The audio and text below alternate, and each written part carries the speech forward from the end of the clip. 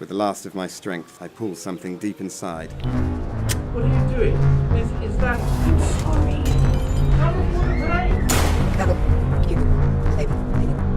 Wait, stop. Delay cryosleep. Delay cryosleep. These weren't his notes.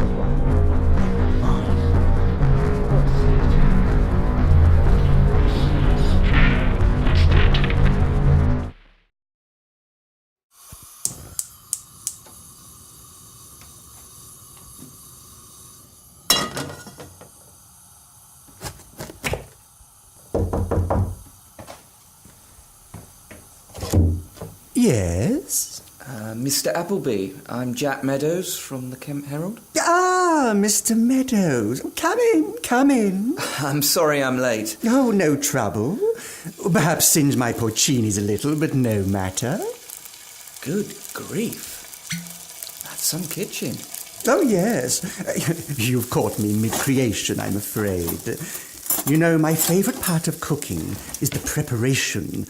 To be surrounded by diced peppers, crushed chilies, peeled garlic, positive geysers of flavours. Makes you envy dogs, no? Oh, and a very reasonable red decanting. 1 for the sauce, 2 for the chef, I always say. Please, a modest glass. I won't tell your paper if you don't. Oh, I shouldn't. I couldn't have a cup of tea, could I? Oh, now, Mr. Meadows. Tea hardly goes with red meat. OK. Just a drop, I suppose. That's an impressive set. These? Japanese imports. I won't say how much, but suffice to say they're listed on my contents insurance. Ah, you're jotting that down. Is it really relevant, my dear man? I'm going to come across as such a blowhard. Your restaurant is the talk of the town. The readers want a sense of the man behind it. Well, you know best, old boy. A builder friend of mine fitted all these. More overhead cabinets than any other kitchen, I'd wager. Not much articulation without knees, I'm afraid. You seem to get around well enough. Would you like to see them? People always do. NHS fitted me with some ghastly plastic nonsense. I bought and imported some custom legs first chance I got. Speaking of Japanese steel... Yes, I was hoping at some point we could cover... Oh, I see. So we're past the appetizers and to the main event, eh? My other great passion, and that fateful 4 weeks up in the heavens. I take it your readers want every gory detail. Yeah. So, Mont Blanc, a route I'd done twice before. I was far too experienced to take a fall like that. It was pure amateur hour. Before I knew it, I was sliding down a steep crevice, screaming my Hail Marys the whole way down. There are better ways to land than feet first, I can assure you. I very plainly heard my femurs snap when I did. It sounded like, well, dry spaghetti into a pan. Oh, very illustrative. Was there much pain? Well, there was the shock, of course, but no. I was told later that a splinter of jagged bone must have sliced straight through all the nerves. My Kobayashi blades couldn't have done a better job. I knew I wasn't climbing back down.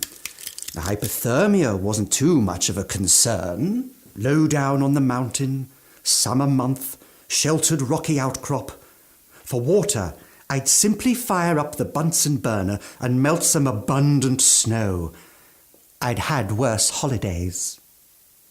Now, my dear man, after several days, the real problem was hunger.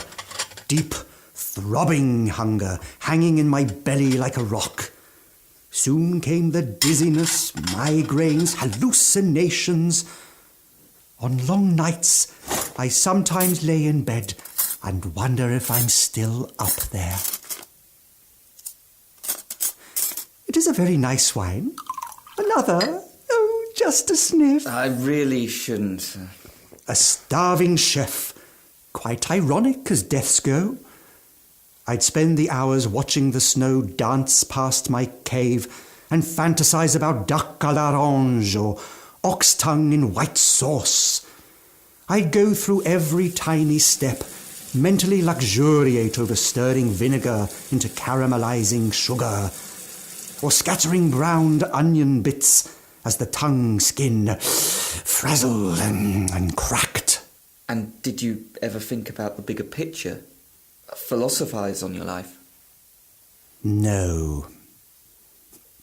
I just thought about the food. Oh, don't get me wrong. I knew I was facing the pale-faced coat checker. All I felt was that it was... well, it seemed such a waste. I'd lived a good age, but still had so much to do. I thought about the grubby mechanics of death. My legs, you see, were well ahead of me. Blue, not a hint of life to them. I realised if I did get chopped off that damn mountain, the first thing they'd do was lop them off. So, you see, my dear man, as loony an idea as it is to you, and I'm sure your dear readers, to me, in that wretched little cave, the decision was quite sensible. The toes were the first to go.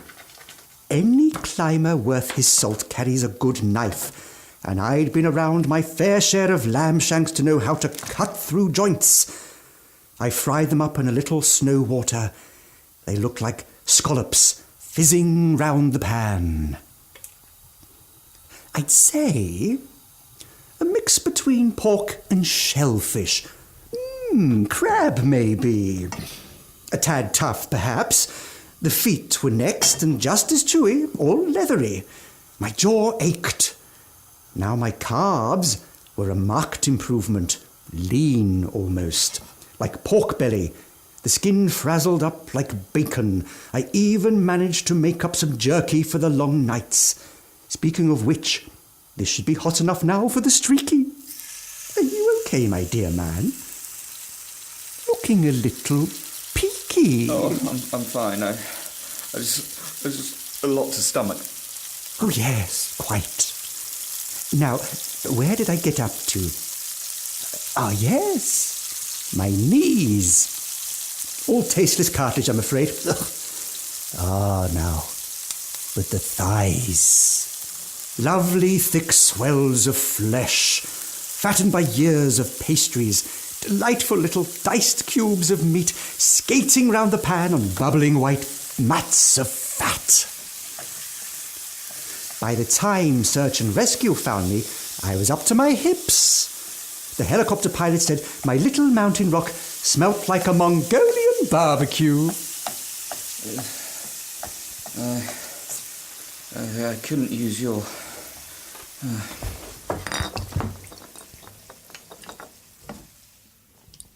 Oh. Well, some of us just can't handle the vino, I suppose. It was a very good year. Well, the oven's warmed and the glaze is ready.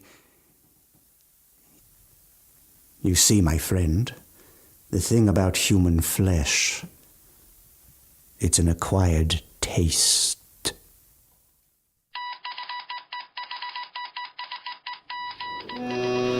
They also make a sound, deadly dust, which falls slowly to the ground. Well Seasoned, performed by Andy Coldham and Tom Clare. Written by Peter Gardiner, sound recordings James Wingfield, post-production by Dan Skelt. For more episodes, please visit 2bitproductions.com. Fallout is sucked that is sucked up from the ground by its pressure. It can be deadly dangerous. It rises high in the air and can be carried by winds for hundreds of miles before soaring. The Whisper, through the static.